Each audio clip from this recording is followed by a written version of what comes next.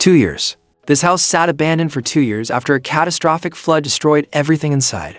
6 feet of water filled every room. The family who lived here had to evacuate in the middle of the night with nothing but the clothes on their backs. They never came back. The insurance company wrote a check. The bank took the property, and this home has been rotting from the inside out ever since. Until now. We bought this flood-damaged disaster for $65,000. A house that was worth $220,000 before the flood. Everyone called us crazy. Our contractor refused to even give us a quote.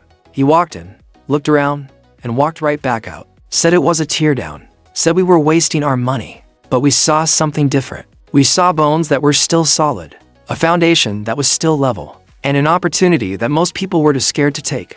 Over the next 12 weeks, we're going to completely restore this flooded home from the ground up. New electrical, new plumbing, new drywall, new floors, new kitchen, new bathrooms, everything. And I'm going to show you every single step of the process, every disgusting discovery, every unexpected problem, every dollar spent.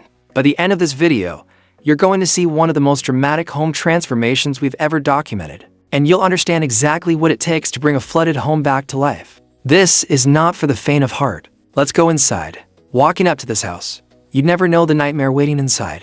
From the outside, it looks like a normal suburban home in Houston, Texas. Single story, brick exterior, 3 bedrooms, 2 bathrooms, 1,800 square feet, built in 1998. The neighborhood is quiet, nice cars and driveways, kids playing down the street. But this house has been empty since the flood 2 years ago. The lawn is overgrown. The windows are foggy with moisture. And there's a smell. Even from outside, you can smell it. That musty, damp, rotting smell that tells you something is very wrong inside.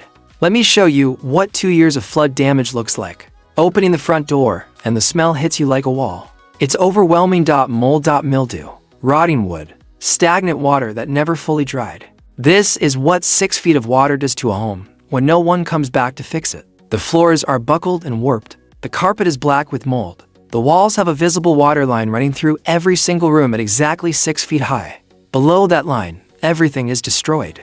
Above that line, you can see what this house used to be. It's haunting. You can see family photos still hanging on the walls above the water line. A child's growth chart marked on a door frame, the measurement stopping at 2021. This was someone's home, someone's life, and the flood took it all in one night. The living room is unrecognizable. The hardwood floors have completely buckled. They're wavy, warped, and covered in black mold. The baseboards are swollen to twice their normal size. The drywall is crumbling. When I push on it, my hand goes right through. Behind the drywall, I can see the studs, and they're covered in black mold too. The ceiling has water stains from where the moisture traveled up. The ceiling fan is rusted solid. The electrical outlets are corroded and brown. This room alone would make most people turn around and leave. But we're just getting started. The kitchen is somehow worse. The cabinets are still here, but they're completely destroyed. The particle board is swollen, warped, and fallen apart. The doors are hanging off the hinges. The countertops have separated from the base cabinets. The laminate is peeling up in sheets. The sink is full of black water that's been sitting for 2 years. I'm not going to describe the smell. The refrigerator is still here. We're not opening it. Whatever is inside has been fermenting for 24 months, and that door is staying closed until we can haul it directly to the dump. The floor is vinyl that's completely lifted. Underneath, the subfloor is black with mold and soft to the touch. In some areas, I can feel it flexing under my weight. This is going to need serious structural work. Moving to the master bedroom. Same story. Carpet that's black with mold. Walls that are crumbling. The closet doors have swollen shut. When we finally pry them open, we find clothes still hanging. Still on hangers. Covered in mold. The family left everything. They left everything behind and never came back. The master bathroom is a disaster. The vanity has collapsed. The toilet is brown with rust and mold. The shower has mold growing up the walls to the ceiling. The mirror is foggy and spotted. The exhaust fan is rusted completely. None of the fixtures work. When I try the faucet, nothing happens. The water was shut off years ago. The second and third bedrooms tell the same story. Destroyed floors. Destroyed walls. Mold on every surface. Children's furniture still in place. A crib in one room. A small desk in another. Toys on the floor, swollen and ruined. This is the hardest part of flood restoration. The reminders that real people lived here. That real lives were disrupted. That everything can change in one night when the water comes. Now let me show you something that gives us hope. I brought in a structural engineer before we closed on this house. He spent 4 hours here with moisture meters, thermal cameras, and inspection tools. His verdict: the foundation is solid. The framing is solid. The roof has no leaks. The damage is severe, but it's all cosmetic and contained to the first 4 feet of the walls. Everything above the floodline is salvageable. The bones of this house are good. We can bring it back. It's going to take time. It's going to take money. It's going to take patience. But it's absolutely possible. Here's our game plan. Phase 1 is water extraction and initial assessment. Even though the flood was 2 years ago, there's still standing water in some areas. The crawl space under the house has about 4 inches of stagnant water. We brought in industrial pumps and extracted over 100 gallons of water from under the house. Cost for pump rental and disposal, $300. Phase 2 is demo day. This is where we tear out everything that's damaged. And in a flooded home, that's almost everything on the first 4 feet. We're removing all carpet and padding, all vinyl flooring, all baseboards and trim, all drywall up to 5 feet high, all insulation behind the walls, all damaged cabinets, all damaged fixtures, all damaged appliances. We rented a 40-yard dumpster because we knew we'd need it, and we filled it completely in 3 days. Demo took 5 full days with a crew of 4 people. We wore full protective equipment including N95 respirators, Tyvek suits, rubber boots, and safety glasses. Mold is no joke. It can cause serious respiratory problems and long-term health issues. Protect yourself. Demo cost breakdown: dumpster rental for $150, protective equipment for crew $200, labor for 5 days for workers $2,800. Total demo phase $3,450. Phase 3 is mold remediation. This is critical. You cannot just paint over mold. You cannot just cover it up. It will come back. It will spread. It will make the home unsafe to live in. We brought in a licensed mold remediation specialist to treat the entire house. They use commercial-grade antimicrobial treatments on every exposed surface. The studs, the subfloor, the ceiling joist in the crawl space. Every piece of wood that was exposed to flood water got treated. Then they set up industrial dehumidifiers and air movers throughout the house. These ran continuously for 14 days to ensure everything was completely dry. The moisture content of the wood has to be below 15% before you can start rebuilding. We tested with moisture meters every day. By day 12, we were in the safe zone. Mold remediation cost: professional treatment $2,000 to $100, equipment rental for 14 days $800, follow-up testing $150. Total mold phase $3,150. Phase 4 is structural repairs. Once everything was dry and treated, we could see exactly what needed to be fixed. Several floor joists in the kitchen area had water damage and needed to be sistered, which means adding new joists alongside the damaged ones for support. Some subfloor sections needed complete replacement. We replaced about 200 square feet of subfloor with new 3/4-inch plywood. The framing was mostly solid, but we did have to replace about 20 linear feet of bottom plate, which is the horizontal board that the wall studs sit on.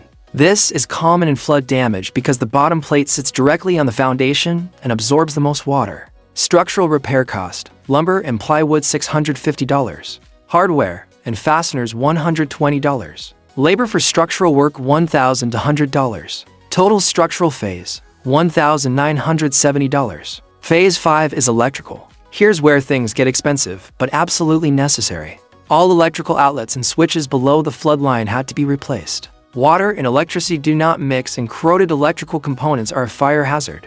We also took this opportunity to update the electrical panel from 100 amps to 200 amps and bring everything up to current code. The original house had aluminum wiring in some areas, which is a safety concern. So, we rewired those sections with copper. We added GFCI outlets in all required locations, including kitchen, bathrooms, garage, and exterior. We installed a whole house surge protector. This house will be safer than it was before the flood. Electrical cost: new 200 amp panel $1,100, wiring and outlets $800, GFCI outlets and surge protector to $150, licensed electrician labor $3,000 to $100, permit fees $175. Total electrical phase $5,525. Phase 6 is plumbing. The plumbing actually held up better than expected. Copper pipes don't care about floodwater, but the fixtures were all destroyed, and we found one cracked pipe under the kitchen sink that was leaking into the crawl space. We replaced all supply lines with new PEX tubing, which is more flexible and resistant to freezing. We replaced the water heater with a new 50-gallon unit because the old one was full of sediment and rust. We replaced all fixtures including faucets, toilets, shower heads, and drains. Plumbing cost: new water heater installed $850. PE extra piping materials for $100. New fixtures and faucets $600. Licensed plumber labor $1,800. Permit fees $125. Total plumbing phase $3,775. Phase 7 is installation and drywall. With the structure repaired and systems updated, it's time to close up the walls. We installed new R15-phase fiberglass insulation in all exterior walls. For the drywall, we made a smart decision. We use paperless drywall for the bottom 4 feet of every wall. Paperless drywall, also called fiberglass-faced drywall, is mold-resistant because there's no paper for mold to feed on. If this house ever floods again, the new drywall will be much more resistant to mold growth. Above 4 feet, we used standard drywall. Then came taping, mudding, and sanding.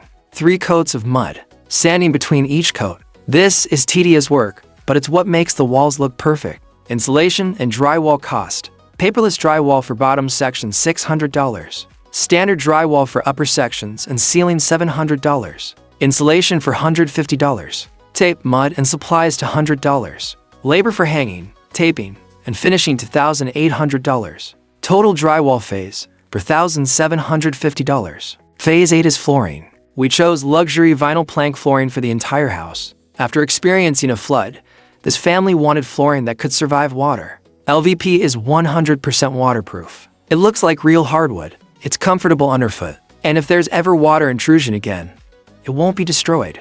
We went with a premium brand called Cortec in a warm hickory color. It has an attached cork backing for comfort and sound absorption. The installation is click-lock floating floor style. No glue. No nails. It floats over the subfloor and can actually be removed and reinstalled if needed. We covered every room except the bathrooms where we installed ceramic tile. Flooring cost: Cortec LVP for 1,400 square feet at $4 per square foot, $5,600. Ceramic tile for bathrooms $600. Underlayment and transition strips $300. Installation labor $1,800. Total flooring phase $8,300. Phase 9 is the kitchen. The entire kitchen had to be rebuilt from scratch. Every cabinet was destroyed. Every appliance was ruined. But this gave us the opportunity to redesign the layout and create something better than the original. We started with brand new cabinets. We chose white shaker-style cabinets from a semi-custom manufacturer. Soft close hinges and drawers throughout. Full extension drawer glides. A mix of base cabinets, wall cabinets, and a tall pantry unit. For the countertops, we went with quartz. It's more expensive than laminate, but it's completely waterproof, durable, and adds significant value to the home. The backsplash is white ceramic subway tile in a classic brick pattern. Timeless. Clean.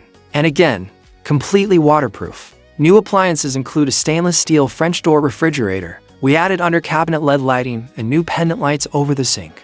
New flooring ties into the rest of the house. Kitchen cost: semi-custom cabinets for $1,000 to $100. Quartz countertops installed $3,100. Subway tile backsplash with installation $650. Stainless steel appliance package $3,000 to $100. Sink and faucet for $150. Lighting $500. Installation labor $1,000 to $100. Total kitchen phase $13,300. Both bathrooms needed complete renovation. A large framed mirror, new toilet, and a fully tiled shower with glass door. We used large format porcelain tiles in a light gray color for the shower walls and floor. A rain shower head and handheld combo in brushed nickel. Master bathroom cost: vanity and mirrors $800. Toilet $250. Shower tile and installation $1,400. Glass shower door $600. Fixtures and accessories for $100. Labor $1,000 to $100. The second bathroom is smaller and serves as the guest bathroom.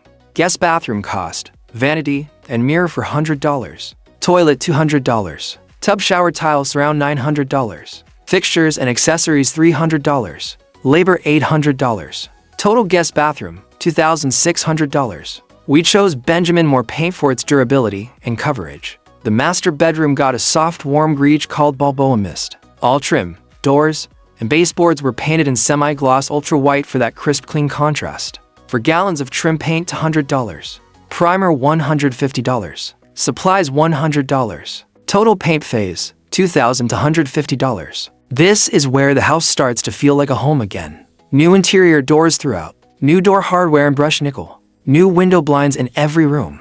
New closet systems in all 3 bedrooms. New smoke detectors and carbon monoxide detectors. Finishing touches cost interior doors and hardware $1,100. Window blinds $550. Closet systems for $100. Light fixtures and ceiling fans $900. Safety devices and thermostat $350. Exterior fixtures to $100. Total finishing phase $3,500. And now it's time for the final reveal. The landscaping has been refreshed with new mulch and plants. New house numbers and a new mailbox complete the curb appeal. Walking through that front door, and the difference is absolutely staggering. Remember the smell? Gone. Remember the warped floors? In their place is a bright, beautiful, completely renewed home. The living room is stunning. The walls are crisp white with perfect smooth finish. This room went from a moldy nightmare to a magazine-worthy living space. Those white shaker cabinets glow against the warm quartz countertops. Stainless steel appliances sparkle under the new pendant lighting.